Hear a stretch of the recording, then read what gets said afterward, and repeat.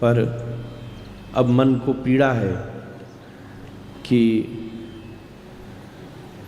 आने से दर्शन मिला, कथा मिली, पर कई बार ये प्रसिद्धि विस्मयी हो जाती है। दो ही समय ऐसे होते हैं जब मन करता है कि हम कथा न कर रहे होते। पहला, जब ठाकुर जी कहीं भगवान के स्वरूप का दर्शन करने जाओ और लोग 2 क्षण के लिए ठाकुर जी के दर्शन से मुड़कर हम लोगों को देखने लगे, तो ऐसा लगता है कि इतने वर्ष भर जो कथाओं से लोगों को भगवत दर्शन की प्रेरणा दी, कहीं वो उद्देश्य छोटा पड़ गया। और दूसरा, जब हमारे श्री इंद्रेश प्रभु जैसे दिव्य महापुरुष रस की भागीरथी प्रवाहित कर रहे हों और हम लोगों की वजह से उन्हें रोक करके और हमें बीच में बोलना पड़े, ये 2 ही ऐसे स्थान हैं जब मन करता है कि हम भागवत व्यास न होते तो अच्छा होता। मैं व्यासपीठ को प्रणाम करूं और मेरे पास में विराजमान श्री वृंदावन की शोभा साक्षात श्री कृष्ण स्वरूप ही, इसमें कोई संदेह नहीं है। जिनको सबके हृदय में तो भगवान है ही हैं, पर जो स्वयं भी कृष्ण स्वरूप है, परमादरणीय व्रज की शोभा, अर्चा लेवे वाली करवे वाली ठाकुर तो वृंदावन में बहुत सारे हैं, पर चर्चा करने वाले हमारे श्री ठाकुर जी महाराज हैं। हमारे श्री द्वारिकाधीश मंदिर के सभी आचार्यजन, सेवायतजन, स्वामी जी, महाराज जी, सभी लोग को मैं प्रणाम करूं। समय का अभाव आपसे ज़्यादा, क्योंकि लेवे आया हूं तो पहले भी पहुंचना है, इसलिए मैं विचार करता रही कि क्या ले जाऊं, इसलिए राधा रमन जी का पटका ले जाता हूं। इस बार नहीं लाया और शॉल लेकर आया, क्योंकि आप गर्मी ते सर्दी में आ रहे हो, पाथे की व्यवस्था करना जिम्मेदारी होती है जो बुलावे आए। या मरे मैंने शॉल उड़ायो कि माँ ठंड ज़्यादा है, ने संभल के आई हूँ।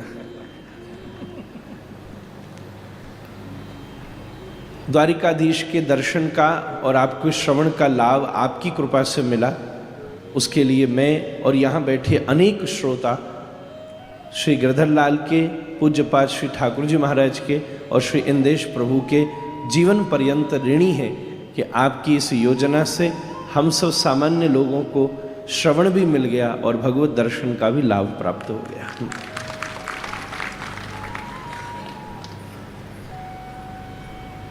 हम लोग राधा रमण जी की सेवा करते हैं, पर एक चीज में आप हमसे आगे हो कि हमारो ठाकुर बैठैया है, तुम्हारो ठाकुर घुमैया है। महाराज हमारा लालत तो बैठैया है, वो तो नेक बस बाहर ते भीतर ही करे, कहू वो भी गर्मी माऊ थोड़े देना, नहीं तो भीतर ही बैठो रहे कुंज माऊ, कहू ने घुसे भी ना देवे और बाहर भी ना निकलन देवे। पर यह मामले में हमारे श्री गिरधर लाल घुमैया ठाकुर है, हर साल कहूँ न कहूँ घूम में निकले। जैसे घर के मुखिया घर वालन को लेके वर्ष में हॉलीडे मनावे जावे ना एक बार, सो हमारे श्री गिरधर लाल प्रभु अपने सब परिवार और परिकर को लेके एक एक स्थान पर सवन को आनंद करावे के त्याई जावे। ऐसे श्री गिरधर लाल प्रभु के चरणों में कोटि कोटि प्रणाम है महाराज। आप ऐसी प्रार्थना करो हमें भी घुमौआ ठाकुर मिले कबू तो आनंद होवे महाराज। दूसरी चीज, एक हृदय में मेरी बात बहुत मुझे उल्लसित करती है, आनंदित करती है कि क्योंकि मैंने उसका स्पंदन जीवन में अनुभव किया है और उस पर आपके सौभाग्य के लिए पूरी ब्रह्मांड को लुटाया जा सकता है और मैं उसकी अनुभूति कर रहा हूँ, बचपन से करता आया हूँ। ऐसा सौभाग्य सबको नहीं मिलता कि पुत्र सामने बैठकर कथा कह रहा हो और पिता उसके सामने बैठकर उसको आशीर्वाद दे रहा हो।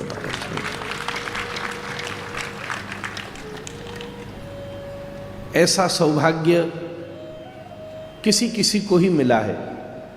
सच कहूं तो सबसे पहला ये सौभाग्य सुखदेव जी को ही मिला है।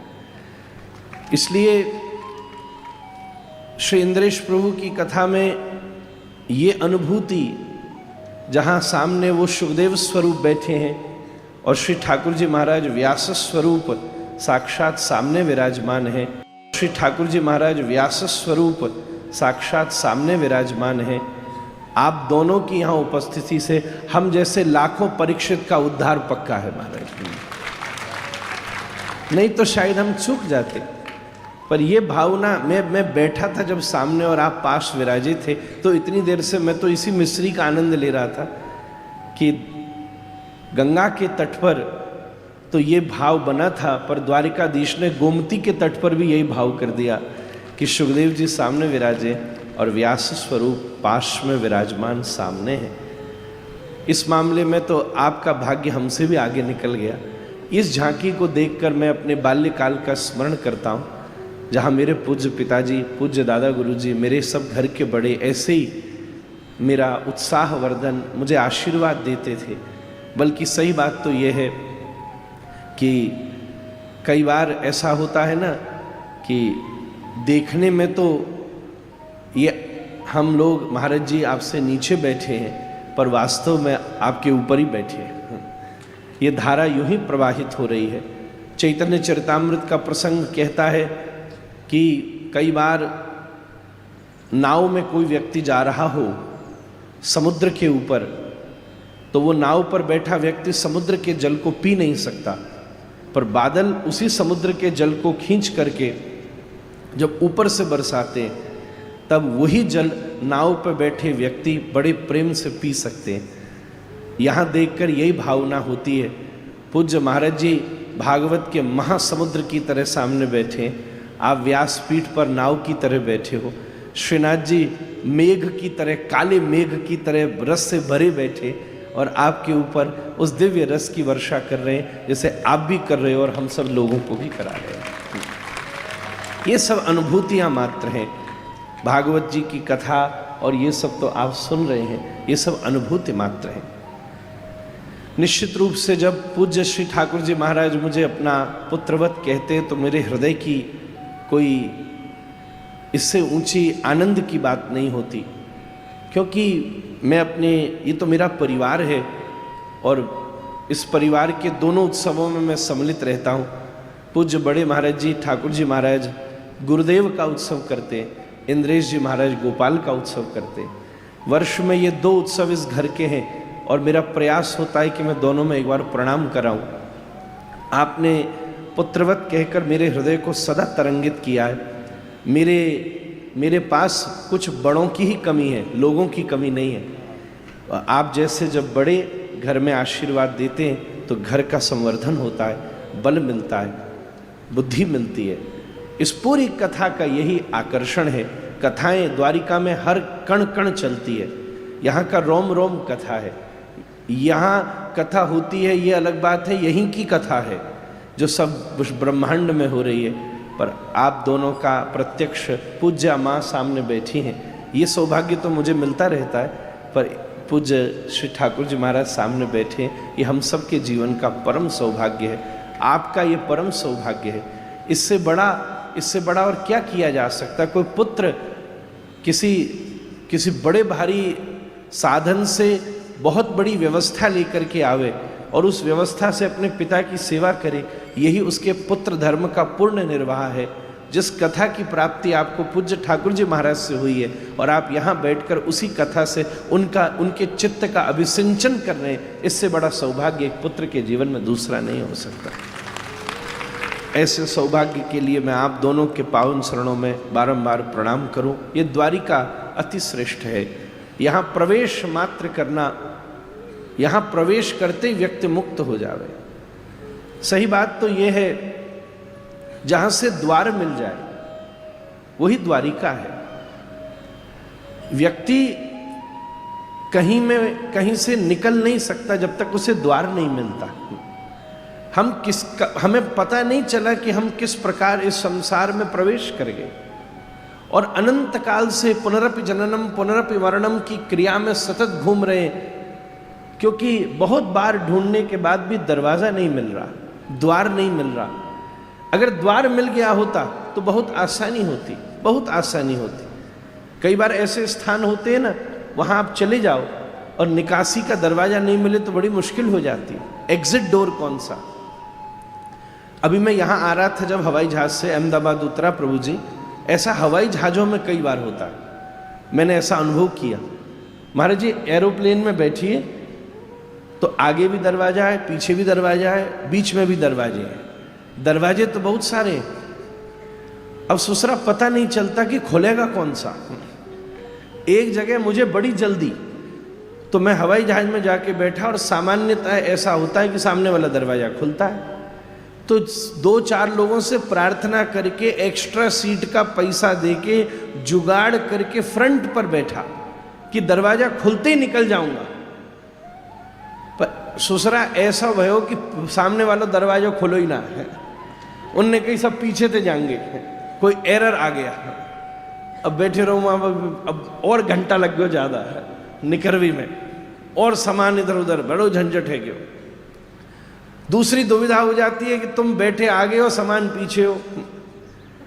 इसलिए दरवाजा कौन सा खुलेगा जब तक ये न पता चले तब तक व्यक्ति उस यात्रा से निवृत्त नहीं हो सकता। ये संपूर्ण जीवन की यात्रा का प्रवाह चले जा रहा है, अनंत जन्म जन्मांतरों से प्रवाहित हो रहा है। मुझे ऐसा लगता है कि ये द्वारिका श्री कृष्ण के द्वारा दिया गया संसार को द्वार है, जिस द्वार में प्रवेश करके इस संसार से निवृत्त होकर श्री कृष्ण की शरणागति प्राप्त की जा सके।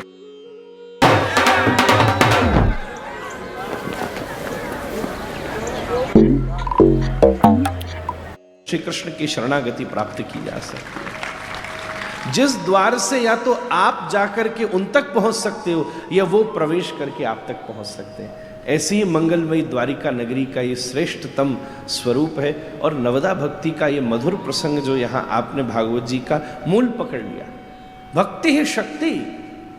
महाराज जी जानते हैं भागवत जी के विनियोग में ही लिखा है, इस संपूर्ण भागवत की शक्ति ही भक्ति है, और वो भक्ति का विशुद्ध स्वरूप नवदा भक्ति के रूप में यहाँ विराजमान है। पर भक्ति के भी 2 प्रबंध हैं।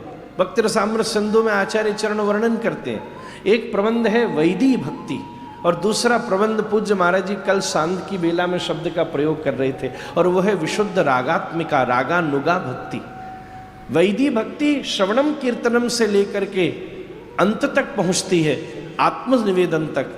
पर जो रागानुगा भक्ति है उसका प्रारंभ तो आत्मनिवेदन से प्रारंभ होता है और परम प्रीति तक पहुंच जाता है, परम प्रेम तक पहुंचता है। आदौ श्रद्धा तत साधु संगोत भजन क्रिया ततो अनर्थ निवृत्ति, करते करते रुचि आसक्ति और फिर बाद में प्रेमाभ्युदंजति, प्रादुर्भावे भवेत क्रमः। इस प्रकार प्रेम की प्राप्ति होती है। अभी हम जब दर्शन कर रहे थे, पूज्य सब सेवायत जन मेरे साथ थे, जब तक श्रृंगार हो रहा था तो सामने खड़े होकर द्वारिकाधीश की महिमा गा रहे थे। मुझे तो ऐसा लग रहा था जैसे अभी आप कथा में बोले कि शायद मुझे देखकर द्वारिकाधीश इतने खुश हो गए कि वो खुद उतर के आके कथा सुना रही थे सामने से। उनके भाव, जैसे जगन्नाथ को फोन आवे तो लगे जगन्नाथ जी फोन कर रहे हैं, तो ऐसे ही लग रहा था कि सेवायत सामने मुंह को देख के कथा सुना रहे, तू का सुनावे वो लाला, मैं सुनाऊं तो। और उसी समय भावना बनी कि यहाँ ठाकुर जी चतुर्भुज हैं, क्योंकि तमद्भुतम बालकम भुजक्षणम अभी आप श्लोक कह रहे थे। तो वहाँ चर्चा में श्री रूप गोस्वामी पाद का एक भाव प्रकट हुआ। महाराज जी समय तो मैं ज़्यादा ले रही हूँ, बस अब 1 मिनट में मेरो ही हवाई जहाज निकल जाएगा। तो वहाँ पर रूप गोस्वामी पाद को भाव आयो कि श्री रूप गोस्वामी पाद जब महाप्रभु जी से मिलने गए, उस समय आपको स्वप्न आया है और आपने वहाँ से लौटकर 2 ग्रंथ लिखे, एक ललित माधव और एक विदग्ध माधव। एक ग्रंथ है जिसमें श्री वृंदावन के श्री कृष्ण की रसानुभूति का प्राकट्य है, और दूसरी में द्वारिका लीला में कैसे वृंदावन की संपुटियां हैं उसका वर्णन है। वहाँ संकेत करके आचार्य चरण वर्णन करते हैं कि द्वारिकाधीश चतुर्भुज क्यों है। दो भुज कृष्ण के हैं पर दो भुज श्री राधा रानी के हैं महाराज। ये ऊपर वाले जो दो हाथ हैं, क्योंकि प्रिया जी गोपनशीला हैं, ठाकुर जी ने हृदय में विराजमान कर रखा है, इसलिए जो ऊपर वाले दो हाथ हैं ये साक्षात श्री प्रिया जी के ही हैं। ये चतुर्भुज रूप में श्री राधा श्याम युगल स्वरूप वहीं पर विराजमान है।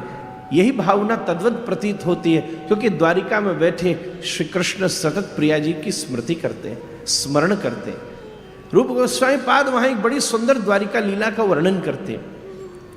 एक बार नारद जी महाराज पधारे और प्रसंग आया, सत्यभामा जी से बोले, क्योंकि वो सत्यभामा जी का भाव अलग होता है, इतनी सारी पत्नियां हैं, तो नारद जी बोले आप चाहते हो कि श्री कृष्ण सदा आपके ही हो जाए?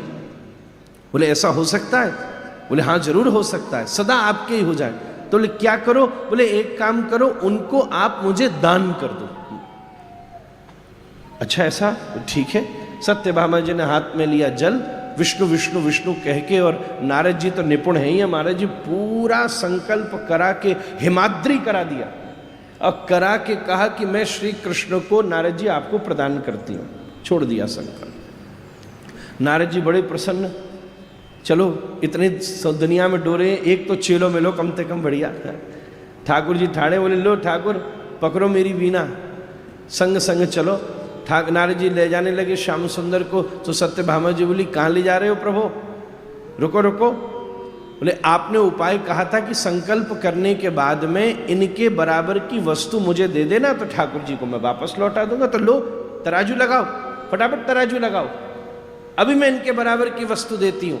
ठाकुर जी को तराजू के एक तरफ बिठाया और दूसरी तरफ सत्यभामा जी घर की सबरी सामग्री ले आई, सब धर दी, तराजू हिला नहीं। सत्यभामा जी घबराई। थोड़ी देर में आसपास और जो महर्षियां थी उनसे भी कहा, वो भी सब सामान ले आई, सब धर दिया, तो भी तराजू हिला नहीं। अब सत्यभामा जी घबराने लगी। नारद जी बोले मेरा स्वभाव है, मैं तो एक स्थान पर ज़्यादा ठहरता नहीं हूँ, इसलिए चलो चलो मुझे जाना है सत्यभामा जी, और द्वारिकाधीश आप भी चलो, आपकी पत्नी ने ही दान कर दिया जब, तो क्या बच्चों अब पत्नी का हुए दान कर दे तो कहाँ डोरे को वो फिर महाराज। ये बात गृहस्थी जाने महाराज, आप क्या को मोड़ो हिलाए रहे।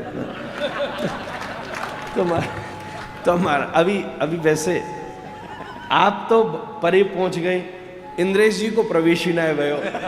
या हमारे अभी आप दोनों यार चीज़ें कम पकड़ेंगे, हम बैठे हैं यहाँ, बैठे हैं महाराज जी बैठे, ये सब हम लोगों के अनुभव की बातें। अब क्या करें महाराज, हमें आप पे डराए ना रहे हो, चिंता मत करो ऐसा कि डर गई महाराज ऐसा हो जाएगा। हालांकि बहुत सारी दुनिया बाट लगाई बैठी है कि जे तो बैठे हैं, इनके बगल में कौन बैठने वाली आ गई। तो हम तो ठाकुर जी से प्रार्थना करें ये भी जल्दी चतुर्भुज हो में महाराज। द्वारिकाधीश चतुर्भुज की कथा है गई, अब ये भी इसलिए शायद आए हैं यहाँ, हाँ, क्योंकि बिहार को क्षेत्र है तो ब्रज द्वारिका मिलन महोत्सव महाराज। ठाकुर जी चतुर्भुज करें ने मैया, कोई ढूंढ के ला बढ़िया सी महाराज बैठी रही। सो मैं पूरी बात कर दूं, वही समय सत्यभामा जी घबराने लगी। रुक्मणी जी सो बोली तू तो कछु लेके आ, ये पड़ला भी ना हिलो, तू तो कछु ला।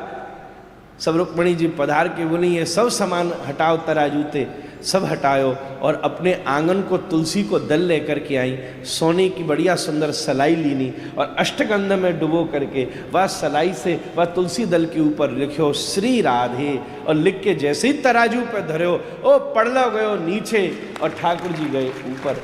ऐसे श्री प्रिया जी के नाम की महिमा द्वारिका की लीला में श्री कृष्ण को सदा तरंगित करती है, सदा प्रसन्न करती है।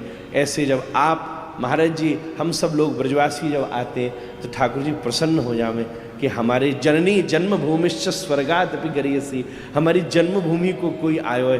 ठाकुर जी परम प्रसन्न हो में, तरंगित हो में। चारों स्थान आपने चुने, मैं तो कहूँ ठाकुर जी कृपा करें चारों ही स्थानन पर उत्सव होवे, चाहे वर्ष बदलतो रहे, जो गोवर्धन नाथ जी की कृपा हो। मेरा परम सौभाग्य है कि यहाँ उपस्थित रहकर आपको प्रणाम करने को अवसर बने हुए।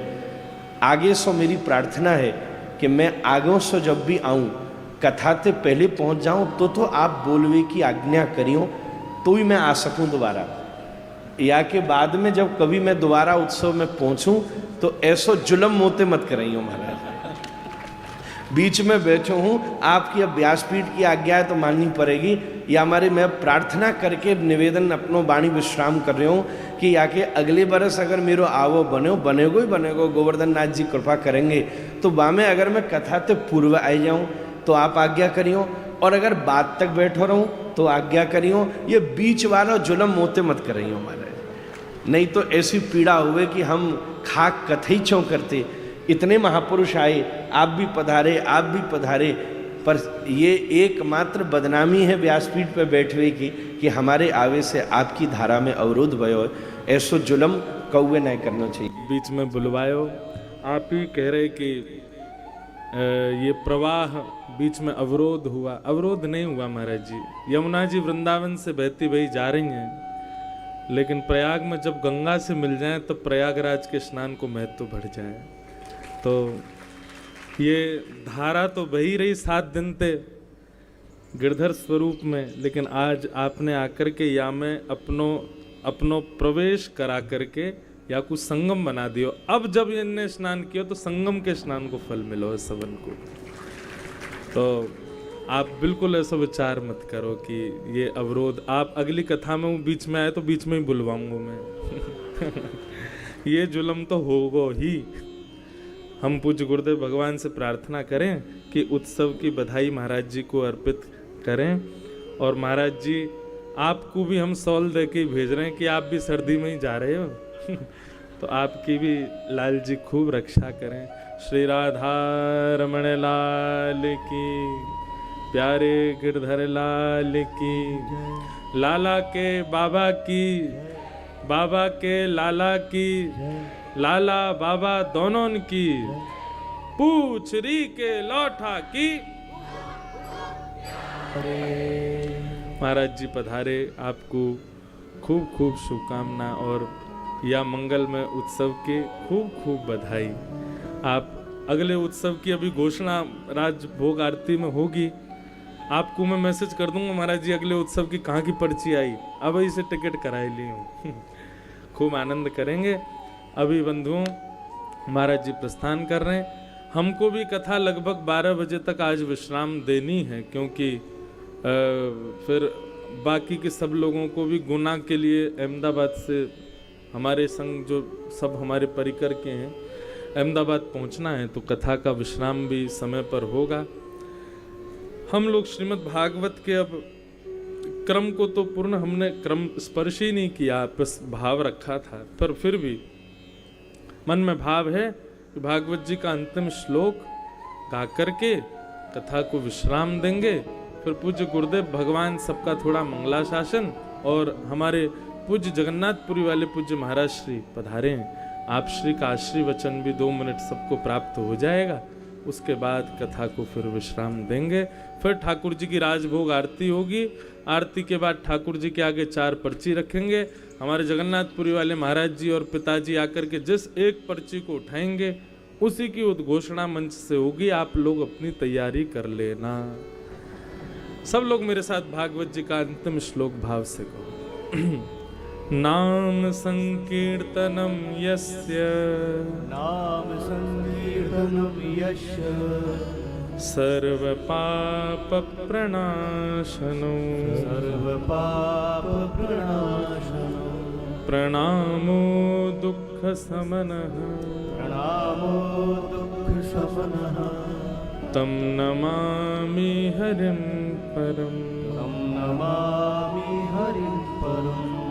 नाम संकीर्तनम यस्य, नाम संकीर्तनम यस्य, सर्व पाप प्रणाशनो, सर्व पाप प्रणाशनो, प्रणामो दुःख समनः, प्रणामो दुःख समनः, तं नमामि हरिं परम्, तं नमामि हरिं परम्। नाम संकीर्तनम यस्य, नाम संकीर्तनम यस्य, सर्व पाप प्रणाशनो, सर्व पाप प्रणाशनो,